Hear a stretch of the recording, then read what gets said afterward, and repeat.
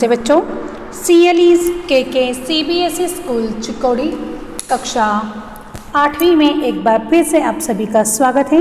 बच्चों आज की इस कक्षा में हम पढ़ने वाले हैं अयोगवाह और उसके प्रकार अनुस्वार, अनुनासिक और विसर्ग। ठीक है, अब उसमें अयोगवाह किसे कहते हैं? हिंदी में 11 स्वर के अतिरिक्त 2 वर्ण अम और अह भी जोड़े जाते हैं, उन्हें अयोगवाह कहते हैं। यानी कि ये जो 2 वर्ण यहाँ पर आपको दिखाई दे रहे बच्चों, एक है अम और दूसरा है अह, इन 2 वर्णों को अयोगवाह कहा जाता है। इनको स्वरों के साथ क्यों जोड़ा जाता है? क्योंकि इनके भी स्वरों की जैसी मात्राएं हैं। समझ में आ रहा है? इनकी भी स्वरों की जैसी मात्राएं हैं। एक का इस प्रकार से और दूसरा जो है इस प्रकार से 2 बिंदियां लगाकर इनकी मात्राओं को दिखाया जाता है और व्यंजनों के साथ इन्हें भी जोड़े जाते हैं। समझ में आया? ये स्वतंत्र रूप से प्रयोग किए नहीं जाते बच्चों। समझ में आ रहा? स्वतंत्र रूप से प्रयोग में नहीं लाए जाते इनको। अब उदाहरण देखते हैं। अम और आहा के यहाँ पर मैंने 2 उदाहरण दिए हैं। पहला है अनुस्वार, जिसका उदाहरण हमने यहाँ पर देख रहे हैं संत सायंकाल। ठीक है, और आहा जिसका उदाहरण है अतः, विशेषतः, प्रातः। अब आपको इसका उच्चारण करते समय में समझ में आया होगा कि यहाँ पर विसर्ग का उच्चारण करते समय ह का उच्चारण होता है। ठीक है, तो ये इन्हें हम कहते हैं अयोगवाह। आया समझ में? तो चलिए आगे देखते हैं अनुस्वार। अब अनुस्वार किसे कहते हैं? जब किसी व्यंजन का उच्चारण मुख के साथ नासिका से भी किया जाता है तो वह अनुस्वार कहलाता है। जब किसी व्यंजन का उच्चारण मुख के साथ नासिका यानी कि नाक से भी किया जाता है, उन्हें हम कहते हैं अनुस्वार। और प्रत्येक वर्ग का जो 5वां वर्ण होता है, यानी कि क वर्ग से लेकर प वर्ग तक का 5वां वर्ग जो होता है वो पंचमाक्षर कहलाता है और इसे अनुस्वार के रूप में भी लिखा जाता है। समझ में आया? वर्ण का जो 5वां अक्षर है, हर एक वर्ग का 5वां अक्षर, जैसे कि ज्ञ, न्य, न, और म, ये जो है इन्हें पंचमाक्षर यानी कि ये अनुनासिक वर्ण है और इनका भी अनुस्वार के रूप में भी उपयोग किया जाता है। समझ में आ रहा? अब देखिए यहाँ पर जो 4 उदाहरण दिए मैंने, संत, संवाद, झंडा, पंख, इनको पंचमाक्षर के रूप में भी लिखा जाता है, जैसे कि संत। ठीक है, ये देखिए इस प्रकार, मतलब पुरानी जब हिंदी लिखी जाती है तो इस प्रकार उनका उपयोग किया जाता था। झंडा लिखना है तो झंडा ऐसे लिखा जाता था। ठीक है, उसी के साथ साथ पंख लिखना है तो पंख, देखिए पंख, ये जो प, उसके बाद ज्ञ का उच्चारण होता था यहाँ पर और उसके बाद ख, पंख। ठीक है, इस प्रकार का भी उपयोग किया जाता था, लेकिन आज हम सिर्फ अनुस्वार का ही उपयोग करते हैं। अनुस्वार का चिन्ह जो है वो इस प्रकार लगा जाता है। ठीक है, और यहाँ पर हमने उदाहरण देखा ही है। तो चलिए आगे देखते हैं। अनुनासिक यानी कि जो चंद्रबिंदी होती हैं, अनुनासिक यानी कि बिंदु, जिन वर्णों का उच्चारण करते समय हवा नाक और मुंह दोनों से निकलती है, सेम अनुस्वार की जैसे ही इनका भी जब उच्चारण करते हैं तो हम नाक और मुंह का उपयोग करते हैं, तो वो तब हम क्या करते हैं, लिखते समय चंद्रबिंदी लगाते हैं। चंद्रबिंदी इस प्रकार से लगाया जाता है, इसका चिन्ह इस प्रकार से है बच्चों। तो ऐसा चिन्ह हम लगाते हैं, जिसके उदाहरण है, देखिए यहाँ पर मैंने दिया है माँ, पूंछ, हंस, उंगली, ऊंचा, बूंद। जब इसका उच्चारण करते समय आप भी उच्चार कर देखिए बच्चों, माँ यानी कि मुख और नाक इन दोनों से इनका उच्चारण होता है। और इसका जो चिन्ह है वो ऐसे लगाते हैं। समझ में आया? ठीक है, अब आगे देखते हैं विसर्ग। विसर्ग, विसर्ग इसका प्रयोग जो है स्वतंत्र रूप से नहीं किया जाता, इसे किसी वर्ण के बाद लगाया जाता है। इसका उच्चारण ह के समान होता है। इसका उच्चारण किसके समान होता है बच्चों? ह के समान होता है। और विसर्ग का ज़्यादातर उपयोग कहाँ पर किया जाता है बच्चों? संस्कृत में किया जाता है। विसर्ग का ज़्यादातर उपयोग कहाँ पर किया जाता है? संस्कृत में किया जाता है। अब विसर्ग का जो उदाहरण है, देखिए हम देखते हैं कि अतः, अंततः, प्रातः, ऐसे ऐसे हम क्या करते हैं उसे, यानी कि देखिए उदाहरण जो है हम इस प्रकार से उसे लिख सकते हैं, प्रातः, अतः, अंततः। इस प्रकार से हम विसर्ग का उदाहरण ले सकते हैं बच्चों। तो आगे देखते हैं, आगे की जो हम भाग देख रहे हैं, तो यहाँ पर हम क्या करने वाले, र के प्रयोग का नियम देखने वाले हैं।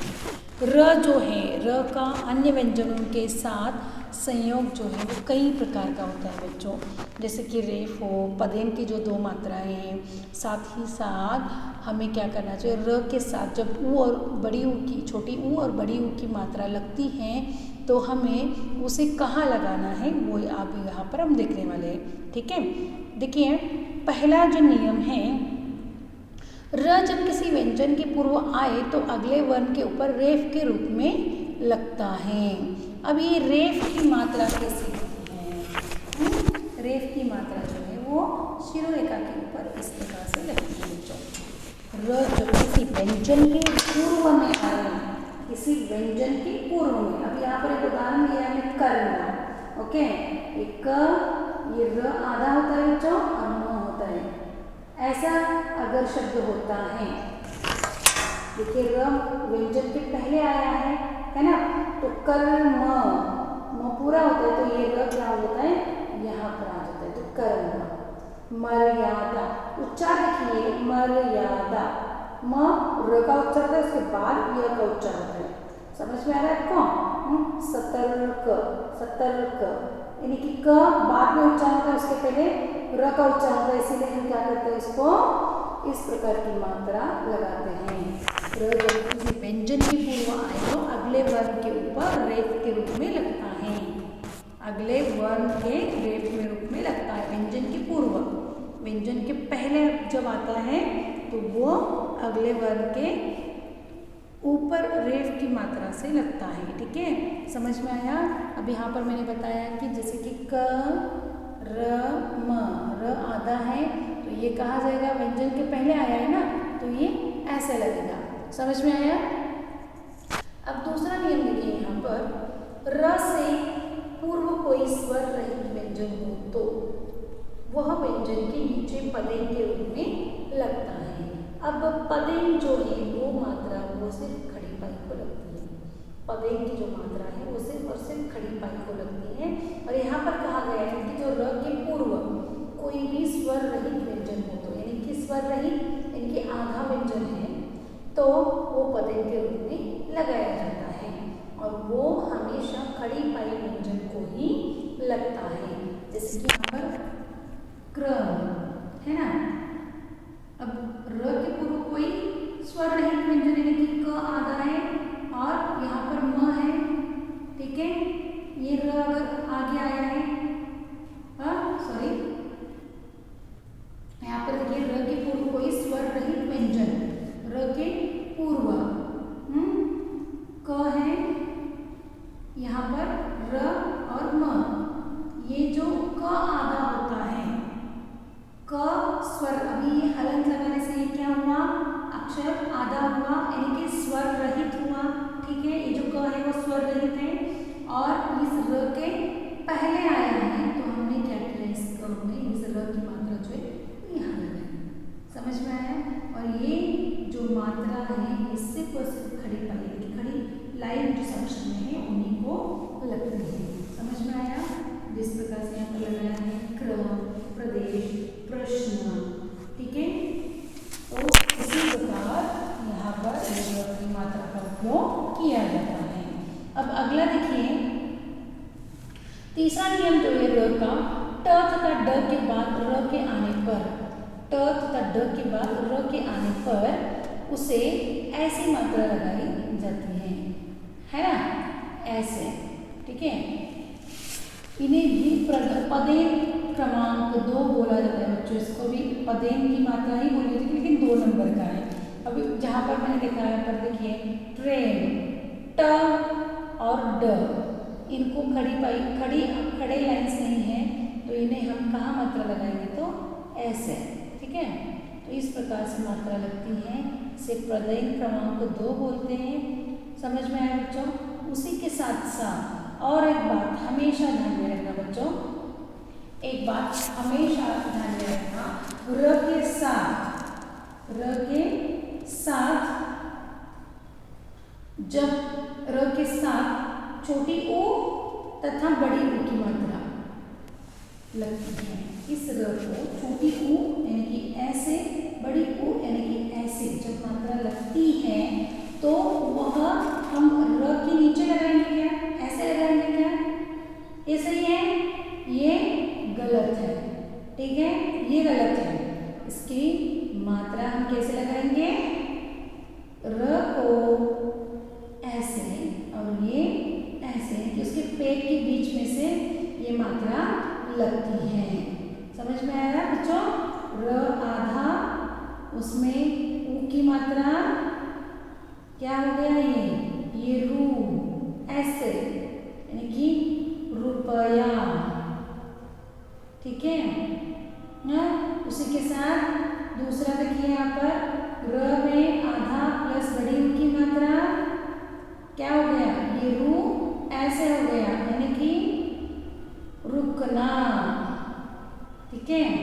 इस प्रकार से हम इनका रूप बनाते हैं बच्चों, रुकना, रूप, रूस, हाँ।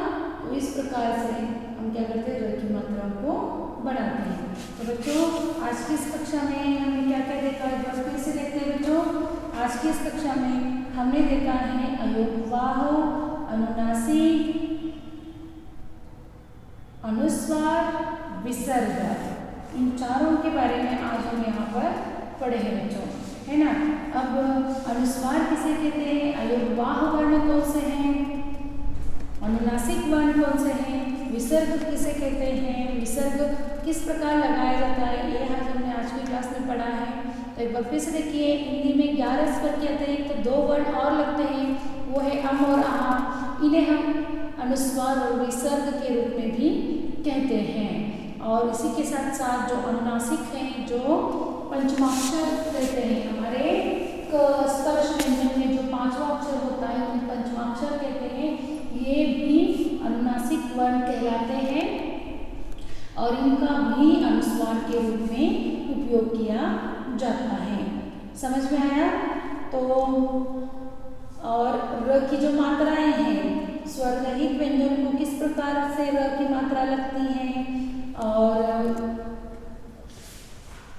और र व्यंजन के पूर्व आए तो किस प्रकार से मात्रा लगती है। व्यंजन के पूर्व आए तो हम रेफ की मात्रा लगाते हैं बच्चों, जैसे कि कर्म, मर्म, सतर्क, ऐसे शब्द वहाँ पर आते हैं।